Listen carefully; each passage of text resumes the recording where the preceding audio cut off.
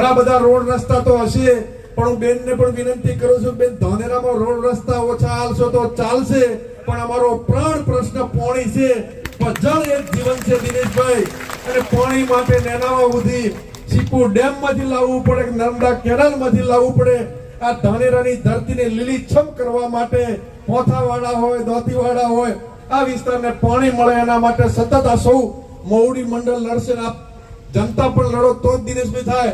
આગેવાનો રજૂઆત કરે, અમારા કિસાન કોંગ્રેસ વાળા ઘણા લડતા, પણ તમે ભેગા જ નતો. પેલા રાજ લેવા માટે માથા કાપવા પડતા, આજે રાજ લેવા માટે માથા ભેળો કરવો પડે. પાણી લેવું હોય તમારે માથા ભેગા કરવા પડે. તમે સૌ તૈયારી કરીને ખેડૂતો લડજો. તમે કપડા થેલો હરિસિંહજી ભરીને આવશું. ધાનેરા માટે જેટલું લડવું પડે પાણી માટે લડશું, એ આપ સૌને વિનંતી કરું છું. અને કેપી સાહેબ, તમે તો જૂના છો, જોયું છે ભરતસિંહ પણ આ સંસદ કે ધારાસભ્ય ચૂંટાય